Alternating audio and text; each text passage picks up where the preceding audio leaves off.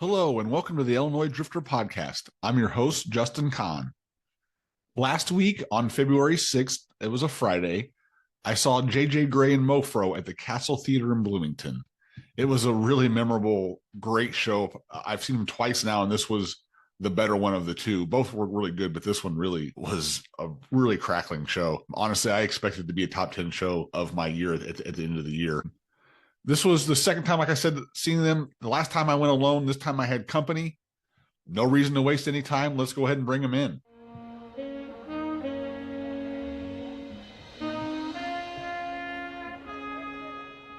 Here to talk about the 2026 debut of what the tastemakers have dubbed Shawn Connery. My guest today is on both the State of America podcast and the Ridiculous Rock Record Reviews podcast. He's the ambassador. It's my concert buddy, Shawn Hillman. Welcome, Shawn. One of one, as they like to say. Thank you so much for having me. I'm so excited to be here with you on this new show and talk about our adventures. Yes, we've had for the past couple of years been on a mad tour of Illinois and actually went outside of our own state for one. And it's been a blast, and I'm excited to talk about tonight. So thanks for having me. Of course, we're here to talk about the J.J. Grey and Mofro show that we saw on Friday. What was that? February 6th, I believe. Yeah. Before we get into that, I do want to talk a little bit about the Castle Theater where the show was held at in Bloomington, Illinois. This was actually my 12th show at the Castle, if you can believe that. And this was and I was actually surprised that it wasn't more than this. It was my 4th show at the Castle with Shawn Connery, with you. What are your thoughts on the Castle as a venue? I love it. What a dump. And I mean that in the most sincere way. It's a theater in the small town of Bloomington, Illinois, the middle of nowhere. It is the theater, I think, for the area, other than what is at the different universities, right? And there's plenty of culture and entertainment to be had, don't get me wrong. But it is like the stopover. It's a stopover theater for many groups and artists on tour, and I love it. It's intimate, it's accessible. There's not a bad spot in the house unless you're sitting up top. I've never sat up there. You said I think you've done that once or twice. But you get there early enough and you can get a good spot. And the only downfall to the Castle Theater, big love to them, is when they try and do seating. They need to know their strength as being a small theater where you can be intimate with an artist, and I think that's all of the great things they've got going for it, besides decent price drinks and a good staff that takes care of people. But enough with the seating. And thankfully, this was an open general admission show. So I'm excited for that, and I love the theater. So shout out to them for having a good lineup of artists. Again, we're in Bloomington, Illinois, guys. It's going to take a minute to find it on your map if you're not familiar. And the acts that they're able to pull in is really, really impressive. Yeah, I agree. I really... They seem to kind of get that independent, really quality independent artist thing going. It's not just sort of our type of music. I would say they do a really good job of hitting a variety of stuff, but not being that sort of like least common denominator type thing where they're really trying to find the music fan. So yeah. I really appreciate that about them. Yeah, I agree with you. I feel like the marquee is fantastic. I love that old marquee, which, you know, it's always a great addition. And in the inside, they've done some things in there that haven't really seen any other of those type theaters do, where they tore out most of the seats. Yeah. And, you know, most of the shows there aren't seated, but I agree with you. And I'm kind of glad to see it, because it does feel like that's sort of the trend now is to throw as many seats in somewhere as you can, because you can sell every one of those seats, you know. But the Castle doesn't do that. I do like that. You can pay extra and get one of the seats, which is okay. That's great. But, you know, like you said, we got there at a good time, got a nice spot. We'll talk about that here in a minute. But I agree with you. The parking too, you know, you can't beat that, especially when you're always going to shows in Chicago. You got to love. I parked on the street 20 feet from the door. I mean, it can't get better than that.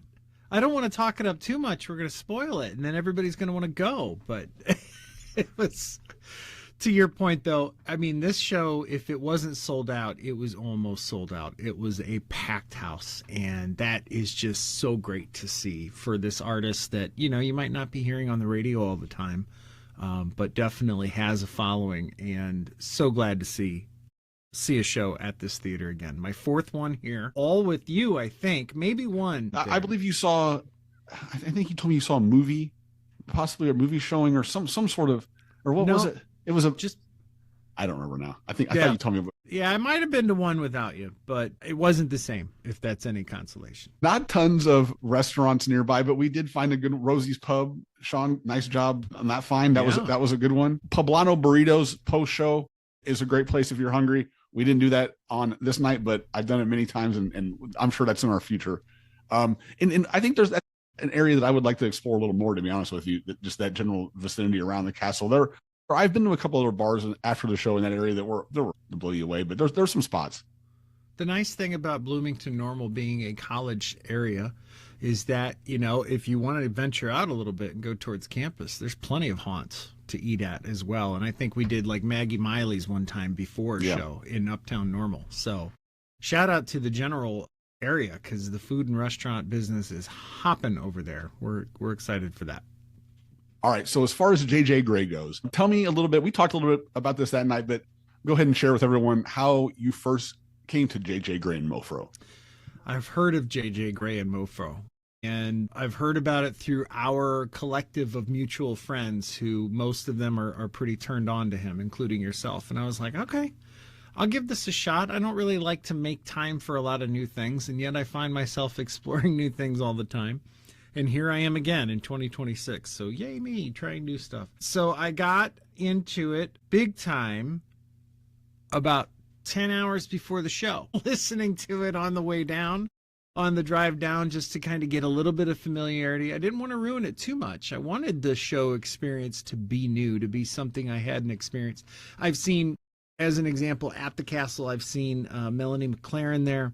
I've seen Lily Hyatt, people that I had never heard before that were openers for other acts. And I kind of loved that part of it. So not knowing a whole lot going into the show was fun. And I definitely didn't know a whole lot going in, but it's safe to say I do know more coming out for sure. And I'm going to be around for a while. Shawn, honestly, your experience isn't a ton different than mine. Mine just came a little bit earlier than yours. Same thing. I'd heard the name in our little group probably within the last 4 years or so. And I had never really dug in. I'd listened to a few songs here and there. I thought, it's not bad. He can really sing, And then he came to the castle in 2024.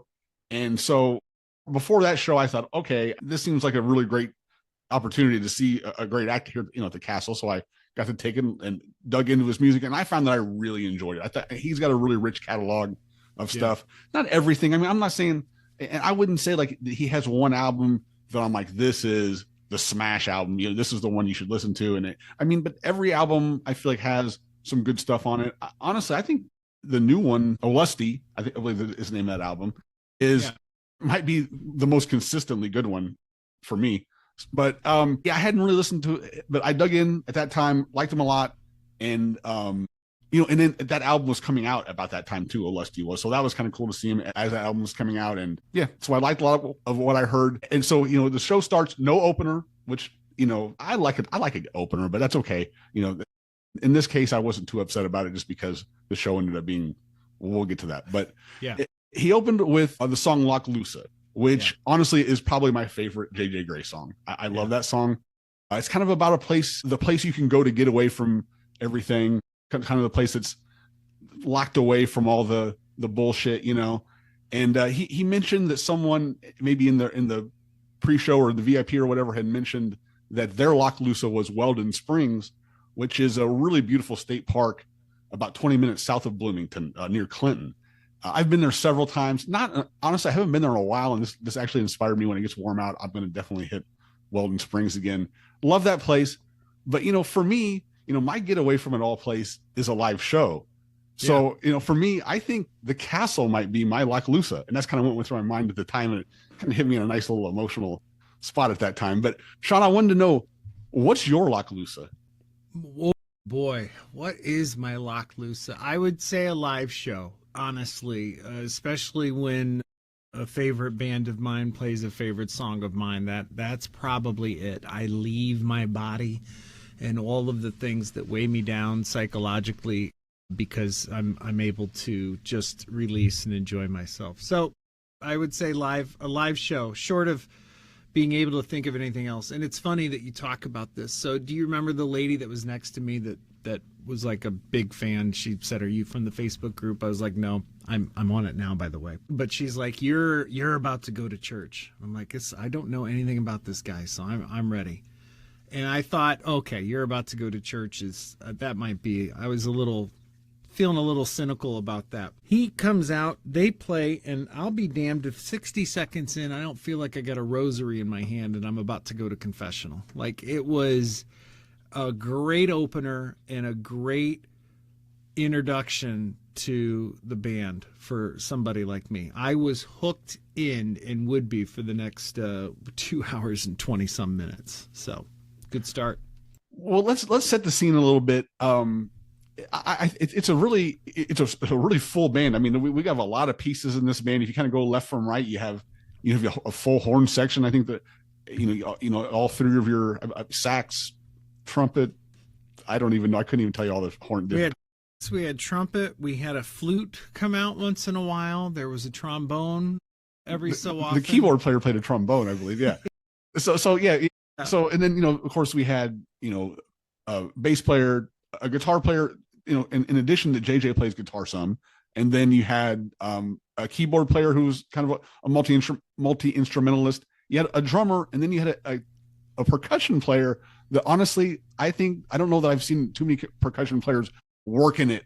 Like, he wasn't just playing like that second drummer. He wasn't like J-Mo. he was doing a lot of he had like a lot of little things. He had that thing that sort of made it sound like water. Yeah, it's a rain stick. He had a rain stick. He had a tambourine. He had maracas at one point. There was congas, obviously some cymbals and some cowbells and everything. Like, it was full on Tito fucking Puente percussion going on. And it was a great compliment because the drummer was just the drummer. Yeah. And I don't mean that in a bad way. He's there to keep time and keep everybody on, which would be necessary because, as I found out, JJ likes to ramble a little bit and likes to stretch and go places. So you need a good rhythm section. And 10 people on stage in this 4-piece rhythm section with the rhythm guitar, the bass, the percussion, and the drums. That is what held the show together, honestly. We could talk more about that as we go. But yeah, I made that same observation. The percussionist, you're like, oh, is this going to be too much? It complemented everything perfectly. He just really, I felt like there was just the amount of effort was palpable, because I remember on they all had little solos, which I love that too. There were so many people in that band and everybody got their little shine, which was very cool. The percussionist at one point on his solo had his elbow on it doing some stuff. I don't know what that did, but I thought that is effing cool. It's part for show. It's part to mute the head of the conga. So he's playing the conga with a stick and he's muting it with his elbow, and it gives it a little bit of dynamic, but it's partially for show, and I can attest to that. So it looked cool as hell. And then so as we pan here to our right, then we had the keyboard player who you called that Larry Bird looking motherfucker. Larry Bird looking motherfucker. That guy looks like Larry Bird. He can play. Eric Brigman is that gentleman's name, and he's outstanding. And then as we pan here to the right, we have two beautiful, talented singers, female singers. I know Katie Dutton is one of them. I was not able to quite find the other one's name. JJ didn't seem to know the names either. He didn't know their names either, as we saw at the end of the show, which was funny. They were excellent. They were a little much sometimes for me. That I would say, if I had one complaint about the show, or very few short list of complaints, they might have been a little much. It's like, it's not about you, it's about JJ, but they're having fun. So this is just me being curmudgeonly at this point. Yeah, I mean, just in general, that full band though really sounded great in the castle. I felt like for whatever reason that really fit. I think it was one of the better sounding shows I've been to there. Well, the mix was good. It wasn't too much. This is not a big theater. You don't have a lot to work with sound wise, and if you overdo it, you could be in trouble real quick. I think we got a little bit of that with Band of Heathens when we saw them there. We were standing literally almost on the stage, which probably didn't help, but that one blew me a little bit. This was, for 10 people being on stage, they mixed it very well. So it was made it that much more enjoyable. I also think, I will say this, the spot that we stood at, which I kind of have adopted as my little spot at the castle, because I think for whatever reason, I think when you get up like we were for Band of Heathens. And I've been to a couple of different shows where I stood right there. Yeah. And it feels like the main or the I'm sorry, not the main mic, but usually the side mics for whatever reason they're really muffled, and the main mic doesn't sound great up there either. For whatever reason, the sound, especially the vocals, feel real muffled when you get up there. When you step back just a little bit, like where we were at there, I felt like the sound comes through a little bit better. Well, the Castle Theater has a good sound system, almost too big, almost.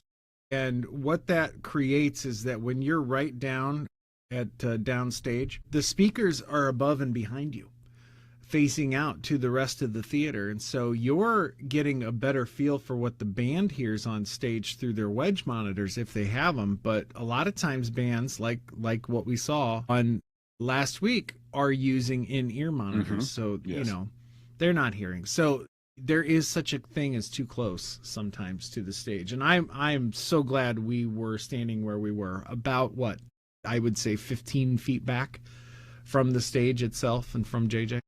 And you know, it's raised up, you know, it's raised up, not raised up, it was raised up. So, you know, you're not really feeling like you're not staring back at people's heads, you know, and, you know, our guy Big Jim, of course, is up way up front. I'm so used to looking at the back of Jim's head. I'm pretty good with it at this point. Yeah. Shout out to Jim, man, front and center. And if you don't like it, too bad. But he was, and I got to talk with him a little bit. He's just such a great guy. I can't wait to run into him at a show again. No question about it. I'll talk a little bit more about Jim later, but as far as the players and the performance goes, is there anything else, Shawn, that kind of stood out to you about all those people on the stage? I like this was an intimate evening with JJ Grey, and so I wasn't sure what to expect. And when we got there and I saw the setup for like 10 people, I'm like, oh, this isn't just a little acoustic thing like when we saw Charlie Starr and Benji Shanks. So I was like, okay, well, maybe this is just a quirky name. They had a couple table lamps as part of the set on the stage. And I was like, okay, well, that's interesting. That's fine. And this was designed and I think successfully pulled off as, hey, y'all, we're gathering on the front porch on a late summer evening and we're just going to rock it out and just kind of see where the evening takes us. And they succeeded with it. So I was very happy and pleasantly surprised with it.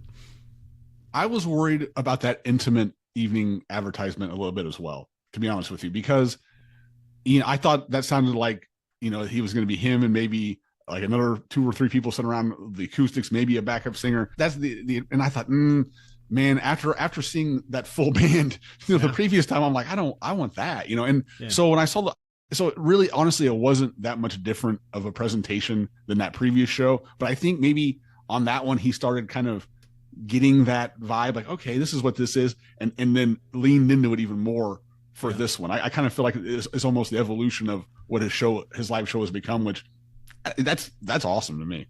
Yeah, no, it was wonderful. It was good. Okay, well, let's talk a little bit about the set list. As someone who you know wasn't familiar with the band coming in, I know that's going to be a little tougher for you to go. This was the song I was wanting to hear, and you know, like I mentioned, the Lock Loose is my favorite. They came out boom off the bat, so you know that's definitely a huge highlight for me.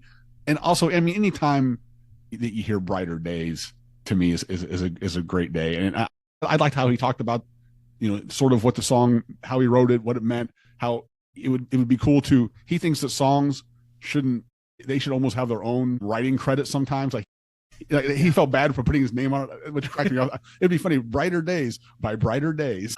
No, you're absolutely right. And I went back and I've done some research and done some homework since the show to look at the set list.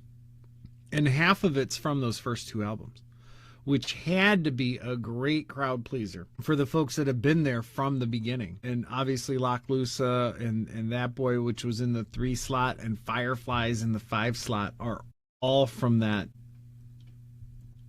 Was it Mofro album? The first one, I think that's the name of it. Yeah, that's the first album, that's the Mofro album. There's Blackwater from 01, but Mofro from 04, and that it was a good mix, right? There's some killers of his newer stuff, and by newer I mean within the last 10 years or so. But he went heavy with the good balance of the old stuff, and I think that's what made it enjoyable for people that knew. And then people like me who were just warming up and trying to figure out what this was going to be all about. Yeah, there was a lot of deep cuts. Honestly, it was a little more of a deep cut set than the last one I saw. I mean, it was JJ Gray. It's not like, oh, there's a bunch of top 40 radio hits that you got earworm on or something. But you kind of know that JJ, hits, I guess, as you would say. And this one was definitely, there was some songs I'd never heard, or if I heard them, I didn't know them well. Yeah. So I definitely was pretty impressed with the. And honestly, too, talking to Jim, who had been he went to 3 shows in 3 nights, and he said he shook them up pretty good each night. It was some different songs, mixed in. That's so cool. That is so cool. That's good. We mentioned that the crowd was huge. That was probably right there with the biggest crowd I've seen at the castle. I mean, it was definitely sold out. Really, and that is such a great feeling because I mean, I don't know, every show, like I can't control that, as a fan, as a music fan, but boy, it's a great feeling to be at a show like when it's that packed. It's a Friday night, so it's like, okay, well, it's Friday. We expect a good crowd. There's this guy where he's got a good enough following. It's fine. But, it's the Midwest in the middle of winter. There are sometimes when people buy a ticket and they're like, I'm not going out. It's too cold. And I don't think that happened here. Now, some people were there that maybe don't go out enough and can't hold their liquor, so that was fun to watch. But, again, thank God there was no seating, so people aren't falling over us. They could fall backwards. So that was good. Yeah, I mean, no question it was amateur hour. I mean, there's no doubt about that. I mean, and really, I mean, that doesn't bother me so much other than the talking. I don't like the talking. And I know that that's pretty, it's almost cliche at this point to talk about it, but it's certainly, it was annoying. I cannot believe the number of people that still talk during a concert. And this isn't like fucking Taylor Swift or whatever, like a popular we're going just because it's the thing to do. If you're going to a show like JJ Gray or Joe Bonamassa or the Black Crowes or Blackberry Smoke, you're probably going because you're a fan. Shut your fucking mouth and watch the show. And I cannot believe, thankfully, I think a lot of the talking was behind us. I felt like the people in front of us in the first, we'll call it 5 rows, were fairly respectful. There's a little bit of danger when you have such a loyal following like this and people go to multiple shows a year. They don't feel like they have to hang on every note. So for people like me that actually do, that can be frustrating. But yeah, I still, to this day, I just don't get how or why people are still talking during the shows. But thankfully, it wasn't too out of control. And JJ Gray is so cool, it didn't bother him a bit, which is part of what makes him great. I've actually heard him go on rants before where he talked about saying, hey, I've been the guy in the crowd talking. But he was telling the guy to shut the fuck up. Yeah. Good. But it never really got rose to that night. Yeah. And then another thing about that is, you and I, we love to talk, but I'll tell you what, we don't say much to each other during the shows. No, we don't. And I've even started taking less pictures during it. And that was I guess I was pretty encouraged by that. You had your typical people with the phones out. But the nice thing about this crowd and about this genre of music is that it does not overwhelm the line of sight. There's a phone here and there, and that's fine. Sometimes I'm that phone. Yeah. But I didn't take any photos or videos during the show. I took one photo during the show, and I didn't take any video. And I'm regretting it maybe a little, but I'm gonna lean into this a little bit more because there's a lot out there to see. And if you don't remember, just have to go out, buy a ticket and go to the next show then and live it up. It really is a fine line, Shawn. To be honest with you, I find myself trying to straddle it all the time because I felt, when I was doing these, writing the Substacks more, I did feel like sometimes I was at work at the shows because I wanted to get a bunch of photos, a bunch of videos, and it is free. And I felt freer. Same thing. I took maybe like 2 to 3 videos and maybe 4 or 5 photos, but then I did feel a little bit like, oh man, I don't have any video of that. Well, it doesn't hurt that you have the mind of a steel trap and can actually retain what you see and take in, as opposed to me that I forgot what you said just before I started talking. So there's a balance between the Justins and the Shawns of the world. But it was encouraging all the more to just see that I'd say the audience was fairly engaged and respectful. So I was happy about that. No question. I do I'll just real quick. I could almost just leave this out, but I won't. there was the man that made the Xena warrior princess noise, and if he would have been standing by me, I probably would have got arrested that night. Yeah. That was like, what in the world? I mean, I would have bailed out if somebody would have just. I would have thrown in at least on bailing him out of jail. There were a couple of people shouting, and I was making comments back to them, but it was more for the entertainment of those immediately around me, as opposed to like picking a fight. Yeah.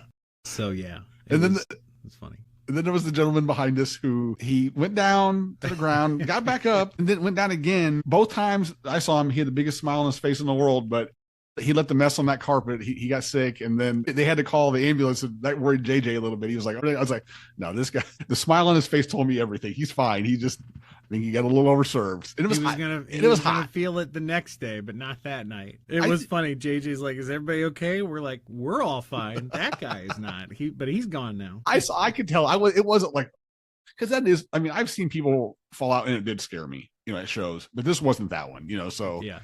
And this is the second time in 2 weeks I've been at a Castle show where somebody fell out. Now It does get hot in there. I think that old building is tough to control the heat, and it's been very cold outside. And both shows have been pretty well attended, and you get all that body heat in there. So I know, and I did feel them opening the doors and trying to cool off in there, but boy, it can get very warm in there. It does get warm. That's for sure. So let me ask you, Shawn, would you go see JJ Gray and Mofro again? I'll see him every time he comes to town. I will not miss another show if he's anywhere within 100 miles of me. I was blown away. Here's the fun thing. This is how unprepared I was. And I mean this as a compliment because of songs like that he did that night, like Santa Claus. I think there was a summer song called Lazy Full Acre. The song Brighter Days, that had stood out to me. The song Shining Down from the Country Ghetto album. Justin, I swear to God, I thought this guy was black. I kid you not. I thought he was black. And that was how much I didn't know. And I mean that in a great way, because he has got soul to spare. It could have been, there were several songs that he played that I've gone back and listened to. They were released in a myriad of years between 2001 and 2024. They could have been released anytime. There were songs that sounded like they could have been straight off of an Otis Day in the Nights record. Yeah. There are songs that sound like they could have been off a Leon Bridges album from last year. Like, this guy has tapped into something that cannot be confined by time. And that is just to experience that as a newbie, to not know what I was going to expect, and to just go in freewheeling like this was such a treat. And I will not miss this guy again. And I joined the Facebook group now, and we're going to post all over there. And I'm so excited to be turned on to this. I don't think I'm on the Facebook group. I'm a little embarrassed to admit, Shawn. I'm going to get on this thing. I don't know how because I'm usually on all the fan. I'm usually on all the fan ones. I don't know what I've got to admit. It's the ambassador in me. I find a group and I got to just shark my way in there, But there were some reps that were there from the fan club that obviously follow him around, and so I want to continue to share in the joy of discovering this band and this artist, and kind of get on this wagon train now. I can remember both that night and also the first time I saw him thinking to myself, man, if I didn't I can't imagine not liking this. Like, this is just too good. Like, there's too much talent. Like, it's just the music is too inviting. And it's funny. Like, you mentioned the way he looks. Like, have you ever seen the show Justified? Yeah. A lot of characters from the South on that one. A lot of Florida characters. The guy that wears there's a guy that wears the shark tooth necklace. JJ has a shark tooth necklace on. I mean, but boy, he's just really such a genuine guy. Like, the stories he tells are fun. Sometimes I get a little lost, but I'm always engaged. Yeah, no doubt. So, hey, Shawn, before we move on here and in the episode, I did want to talk to you a little bit about, since I got my favorite podcast, you happen to be on it, the State of America podcast. What's coming up on State of America that people should know about? What isn't coming up? We got some things I can't talk about yet that's very exciting. So that's fun. For our Patreon members coming up this week, and it may be too late once you hear this, but it's just a glimpse of what we do behind the scenes. We have a March Madness tournament coming up where we take show openers, some favorite show openers from concerts, from live shows, something that we like to talk about here on this show, and match them up against each other, and we're going to see who comes out on top. We're taking a album by the Black Crowes known as Warpaint from the 2005-2006 era, and we're going to make an EP out of it. So we're going to shorten it down to our favorite songs and maybe get rid of, I don't know who's going to get rid of what, because I think that album is just great. I know what I'd get rid of, but I'll show for now. I mean, there's one or two, don't get me wrong. But that's what you can expect on the show. We talk about anything and all things in and around the Black Crowes stratosphere. I had some great interviews with current band members over the past year or two and have formed some great friendships with traditional old band members that aren't in the group anymore but support what we're doing. And the whole thing about the show, and this is easy to get negative if you're a Black Crowes fan, but the whole premise of the show is positive vibes and just looking forward. So we're excited. We've got some exciting things on the horizon for that one this year. Well, I'll tell you, it was really the positive vibes that kind of sucked me into it. It really wasn't, it's the internet. You don't expect it. And it was kind of a really refreshing thing. I've talked a lot about that and wrote a lot about that. And also I wanted to bring up, I hope to have this out before the tournament so people could join Patreon, get on the call that night. I do have a favorite I did, one of my nominees is in the field, so I'm pretty excited about that. It's okay. Gone from Boulder. But I will admit, when I looked at the bracket, I really liked Don't Do It on the other side. I kind of hope I get a Don't Do It Gone final, but we'll see what happens. There is one clear winner, and you haven't mentioned it yet. So all that is to say that it is a great time. And it's about positive vibes with that group. And to your point, you and I became friends through there. I have formed some deep, lifelong friendships because people like the same band as I do. And they didn't want to stew in the negative. They just wanted the positive energy out of it. And that's, Justin, that's what I love about live music, because that's what it can do to you if you let it take you there. So I'm glad to be on the journey with you. And not only thank you for having me on this show, but for being my concert buddy and turning me on to new stuff. Well said, friend. And man, I appreciate it. This will, of course, not be your only appearance. I imagine there's going to be a lot of Shawn Connery appearances on this show, and I'm excited about it. And this was fun. This was pretty much exactly what I imagined it would be, and very cool. Should be good. Thanks, Justin. I'm going to go ahead.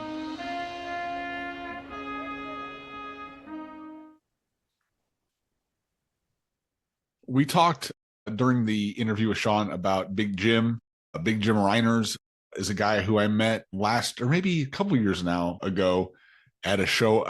I mentioned I saw JJ Gray before, and Jim was actually at that show, though I didn't know him then. So we didn't connect at that show, but then I saw him later that summer. It was in Peoria at an Allman Betts. It wasn't the Family Revival. It was just an Allman Betts show.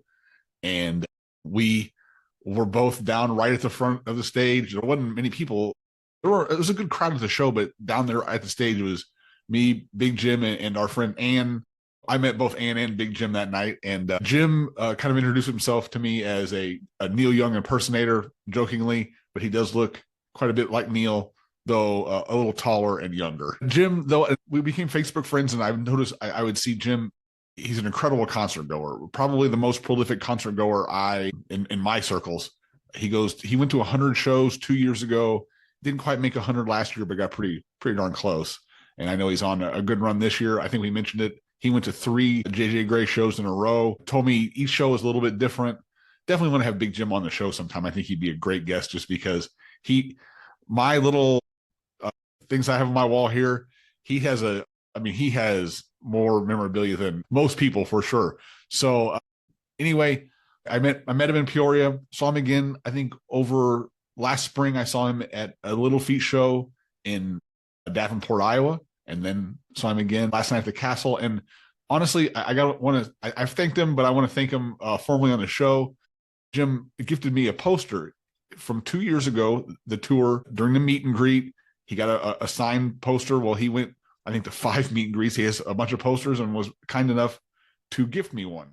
But I thought I would, on the show here today, do the official unboxing of the poster, get a look at it. I haven't had a chance to see it yet. He sent me a picture of it, so I didn't know. I do know what it looks like, but haven't seen it in person yet. So I thought I would take it out here and give everybody a look at it.